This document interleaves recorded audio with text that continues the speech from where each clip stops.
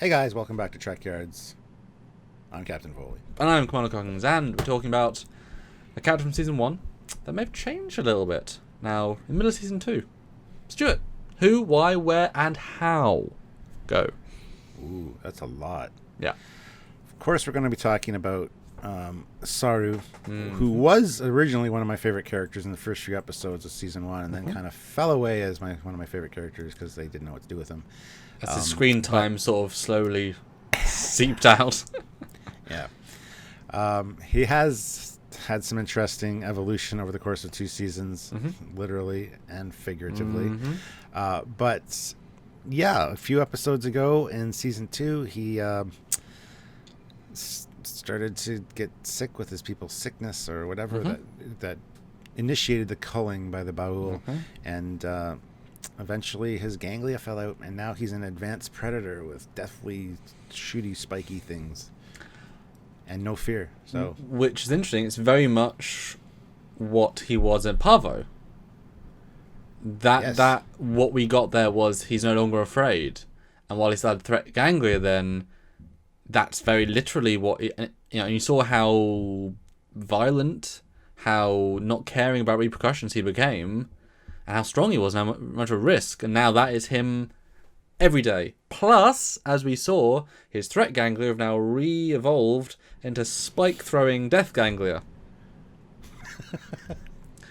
He's needle threader or needle spitter. yeah, that was an interesting little reveal. Wonder if Giorgio's gonna like that. Hey, this is a food that fights back now. What's tastier, the spikes or the ganglia? Yeah, it's an interesting twist because it's fundamentally changed that character. You know, you watch the Season 1 trailer of Discovery, and the only bit of Saru we get is him saying, my species was evolved for one thing, to sense the coming of death. And it was an interesting concept, but they never quite knew what that meant. Did it mean threat to me, or death of me, which is very limited? You know, if someone walks in and shoots Burnham, that's not death to him. Is it supernatural? Is it just a spidey sense? Well, spidey sense is sort of supernatural anyway, superhero. Is it just general threat? Is it general unease? Are you Sherlock Holmesing it, detecting the environment? Oh no, I can detect things from outside the ship. Okay, well then, you know what I mean? It's such a, what does it mean? And they didn't know, and so they sort of stopped using it as it went on and used it occasionally as a joke. Oh look, his ganglia are out. Ha ha ha. You know what I mean? It lost its point. I think Brian knew what he wanted with it, but when the whole production got shifted and a lot of it erased and rewritten, didn't know what to do with it. And you notice through the middle of Season 2, he has basically nothing to do. And he becomes just the captain near the end. And that's not about the ganglia. Season 1, you mean? Season 1, sorry. And now in Season 2... Yeah. Sorry. Now in Season 2, they've swapped that completely around. He's now lost the one thing, and he says in the episode, the one thing that makes him unique. He's no longer the character as presented. And that in itself is not a bad thing, but he's now someone new. As if they wanted to wipe the slate clean from Season 1 and Brian Fuller again by resetting his character into a new evolutionary state. And not just that, his entire species. I was just going to say that. Not only that, but he went back, not of his own fruition. Like, it's not like he decided off the hop that he was going to go back and rescue his sister or whatever, which I thought was going to happen before this episode came out. But it was, in fact, due to a red burst, one of the red angels appearing above his homeworld. I appreciated that simple, quick, easy, yep, they have to get there. So I liked that connection. So yeah, now they've basically evolved his entire species to be dangerous predators that can fight back against the Baul, and basically taken away the Baul's technology to some point, to some degree. Not sure how much it's taken away, whether it's permanent. Like, the obelisks are gone at least from every village. So, and by that you're referring to the Red Angel's EMP. Now an EMP can be... Did they say EMP though? Yes, specifically electromagnetic. Okay. And it was a pulse, so I mean it was put 2 and 2 together. Now EMPs can either be permanent or you just do a reset, so that is, who knows. Either way, it has big implications, because if it is permanent, then the whole point of the Baul have technology is moot, and now the Saru's people can just break through the doors in a sense, and and if they come back online, and then the Baul were like, well, we were going to kill them all 3 hours ago, should we still kill them? Yep, okay. beep. Yeah. You know what I mean? They didn't really solve any problem. They left out, when you really think about that, they left it in a worse situation than when they left, and they haven't resolved it.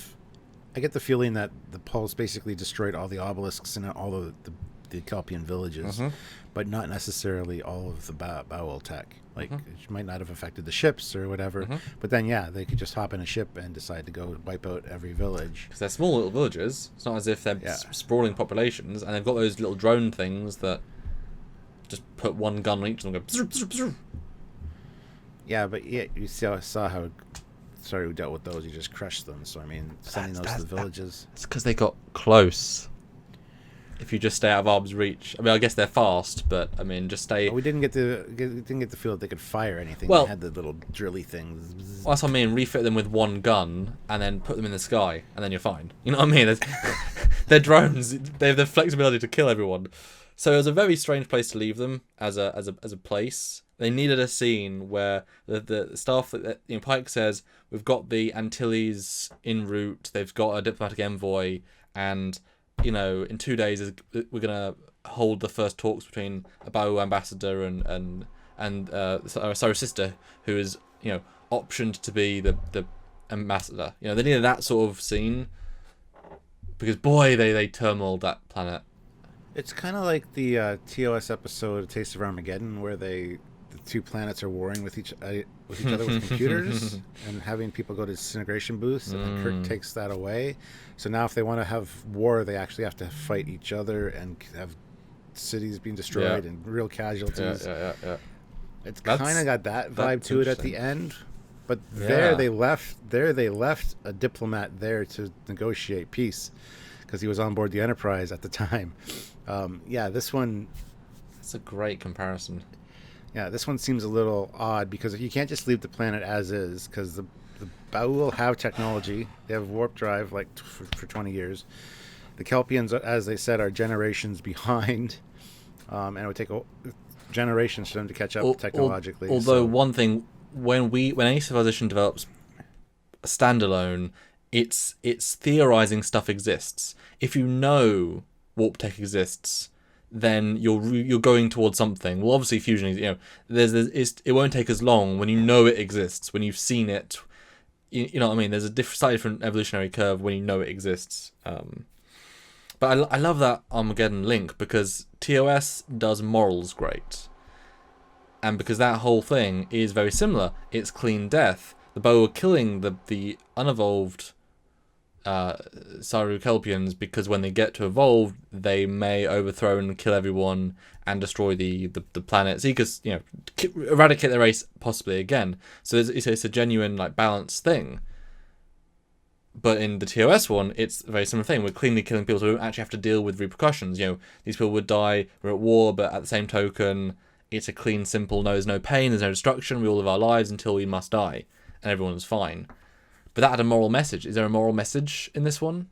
They're trying for a potentially a lofty thing, or is it just an action adventure shoot 'em up with shaky cam and lens flare? There's no real moral message that I can see except that revenge is bad and okay. Because the Ba'ul wanted revenge on the Kelpians because the Kelpians basically almost hunted them to extinction generations ago, 2,000 plus years ago. So was it warranted? Were the Kelpians essentially evil, rageful predators that were bent on destruction, and they like they said, they almost hunted them to extinction? So the Ba'ul, to rise up and have a rebellion, so to speak, and turn the tide, it's questionable whether letting the Kelpians evolve like that is a good thing, because we've seen rage and whatnot from Saru already, defying orders, getting in the captain's face, beating up both Tyler and Burnham, and he was able to crush a phaser and communicate in his hands. That's tech that's not designed to be damaged. So there's strength. And the computer console on the bridge crushes it. So I have no doubt he could bash through titanium. He has incredible abilities which defies their I've got more advanced technology. Well, yeah, if you can break through it, I mean, if you can punch a drone, which any normal person break your hand, I mean, it's designed to be intact, and yet, can he punch aboard a starship? Can he rip apart power conduits and survive? Is a risky thing. It reminds me of the Voyager episode, which didn't quite pay off either, where the Kazon, they were the slave species, and I can't remember the name of the mage. Are they mage? So yeah, but you remember the episode? The Neelix finds them. They're the slaves right now, and they take over. That was the Kazon ships. The Kazons were the slaves. They went against their overlords, and they made them the slaves. And then they want revenge now because the Kazon raised up and killed lots of their people. So now it's a cycle of violence. Well, the Ba'u cycle of violence them thousands of years, and now there's cycle of why wouldn't Saru's people want revenge when everyone they've ever known has been killed? Although you gotta ask the question, when there's some cool time charts of how many people, and there's actually not that many at any given point of either race. There's not like millions, it's hundreds of thousands, I believe. I'm assuming then that the Kelpians, this is all well pre-warp, it's like 1,000 years, so it was like everyone's in huts still. And so the Kelpians, as just creatures, ran out and killed the Ba'u when there were still creatures walking around chilling out. So what allowed the Ba'u pre-technology to kill the Kelpians? Because it wasn't like when they had warp, wasn't when they had laser beams, it's like, what let them...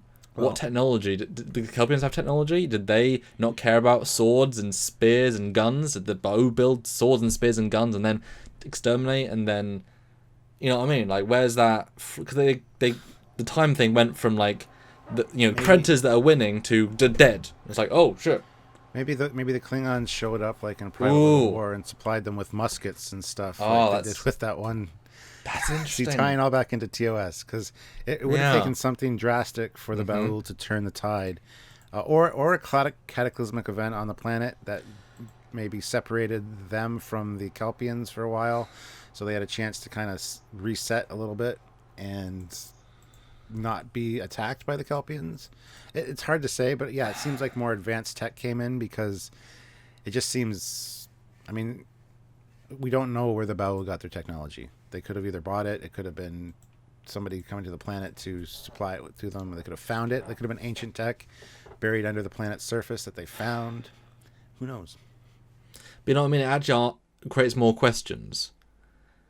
Because, it's like... I don't know what an example would be, but it's like apes or pelicans suddenly, seeing, or whales suddenly saying, oh, well, damn, humans have been killing us for 1,000 years. We're now given nukes. Let's nuke humans. Like, but they don't just go from nothing to kill the predators, aka humans. And I like the idea that, there's an underground cult of science ruins, and they suddenly developed guns, and they walked and just shot all the Kelpians over the course of years. But it's like, you know what I mean? The Kelpian society was also then built around, we kill the Ra'ul, they're our prey. We eat them, we hunt them. Hashtag lol, Rolo, might as well. Oh, YOLO, sorry. So it does seem very strange, but they're not implying they were given tech. They're not implying that. I love that as an idea, but again, we're overthinking where they came from.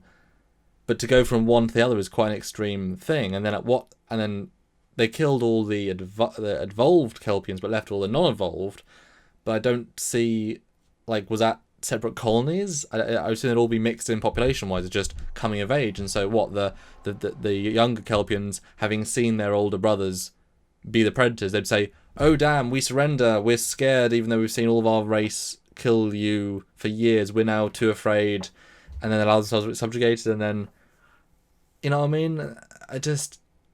And since we know they brought the Rollins to the level of extinction, what, do they breed their way back to powerful enough to be able to destroy an entire civilization? And even just even if you went back to the Roman era and brought 2 machine guns, you couldn't take on an army. Numbers are a big deal, Yeah. I can't see them going from prey to laser guns, which would be the only thing that I could see being really advanced, or chemical weapons, but again, that's a huge leap. You know what I mean? I don't think they thought as soon as you start breaking some of the Discovery stuff down, it's like, does it make sense? Well, there might be another explanation that we're just not seeing or that we've covered, but just hasn't been verified, right? So it's interesting, though. It is. But what do you think about the final thing, though, about the evolutionary thing of the Kelpians? They're not food. They're just getting killed. The predators just getting murdered whole cloth. Good payoff for the new predator species of the Kelpians? Yeah. It was, like I said, it was interesting. I don't know if it was a good payoff necessarily, but